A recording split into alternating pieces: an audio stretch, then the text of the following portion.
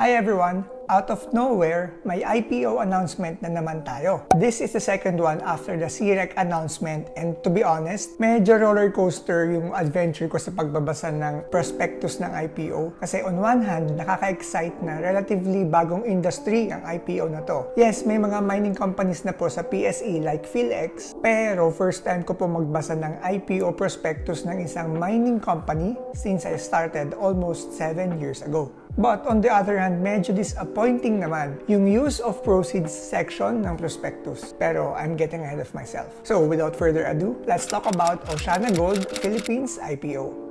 OceanaGold Corporation is actually a Canadian company and listed sila sa Toronto Stock Exchange or TSX. OceanaGold is a growing intermediate gold and copper producer and so far ay may 4 operating mines sila across 3 countries. First, Hale Gold Mine in the United States of America. Second one, Macraes and Waihi operation in New Zealand. And of course, Didipio Mine in the Philippines. Yung local subsidiary po of OceanaGold Corp, which is OceanaGold Philippines Incorporated, ang magkakaroon ng IPO in this case. And ang trading symbol nila is already decided, OGP. Alright, before we dive deeper into the IPO, here's a 1-minute crash course of gold mining. After a potential site is explored, mining gold can produce high-grade and low-grade gold ores, depende sa level of gold content. Itong level of gold content ang magdedetermine how it will be processed later. Sa gold processing plant, the gold ore undergoes several stages of processing to turn it to gold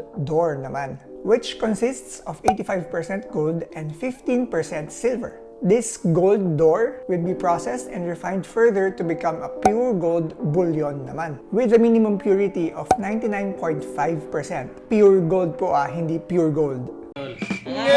Ang pure gold na 24 karat ay ginagamit lang po usually in electronic components and not in jewelry because they are usually softer than pure gold na lower karat like 10K or 14K. Okay, sana may konting context na tayo ng gold mining. Reminder lang po na if may natututunan kayo, please consider liking and subscribing. Small channel lang po ako dito sa YouTube and sobrang laking tulong sa akin nung pag-like nyo. Thank you!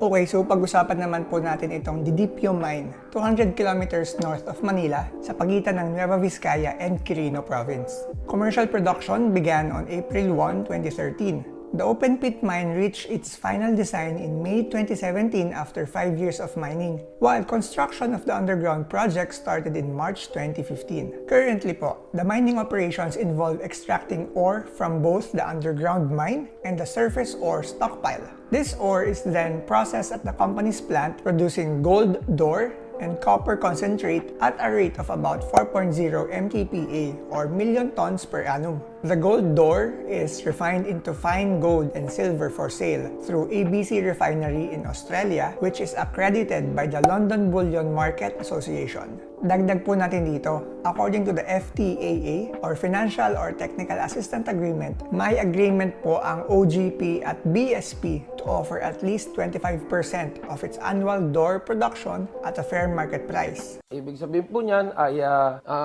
maari pong mag-mina dito ang isang foreign company. 100% owned by the foreign company, but on top of all the taxes, 50% po on the net income noong mining company, ang share po ng gobyerno. Ang estimated lifespan ng Didipio Mine ay until 2035. Pero according to the prospectus, may chance na ma-extend ang mine life if the company is successful in increasing its mineral resources and or converting its mineral resources into mineral reserves. If you care about awards and certifications, baka good news sa'yo to. In November 2023, na-awardan po ng Safest Underground Mine for the second consecutive year ang Didipio Mine. Didipio Mine President Attorney Joan Adachi Katiling said that the award is a testament to the company's commitment to responsible mining, protecting surrounding communities, and of course, safe working environment para sa kanilang mga empleyado. Wala po ako masyadong alam in mining practices, but itong award na to, it definitely says something positive in my opinion.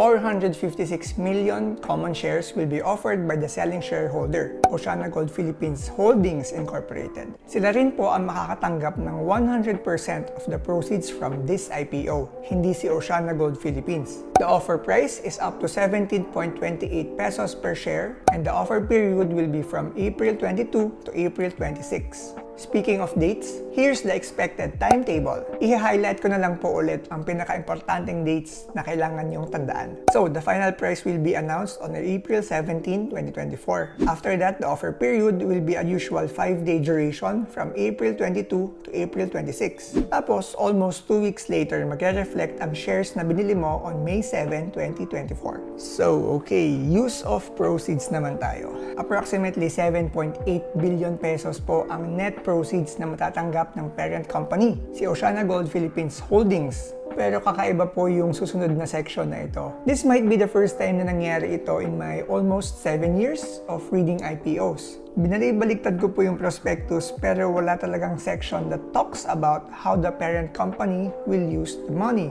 use the proceeds. To be fair, merong use of proceeds section pero it only talks about the legal and admin fees needed to make this IPO happen. I'm 100% hoping na na-miss ko lang or hindi lang ako experienced in reading IPOs and nakatago lang somewhere dito sa 350 plus pages ang totoong use of proceeds at hindi ko lang makita. I will check po with other investors/researchers kung tama ba tong reading ko pero parang wala talagang detailed use of proceeds. Ngayon, if it turns out na hindi talaga nakadisclose kung saan nila gagamitin ang 7.8 billion pesos, mapapaisip ka na lang about the expansion plans of this company. Ginagawa lang ba talaga nila tong IPO to satisfy the government requirement for the FTAA? Should you even consider in OceanaGold kung hindi crystal clear ang gusto nilang gawin? That's a wrap for today. Let me know your thoughts about this IPO. Interesting talaga siya eh. See you on the next one.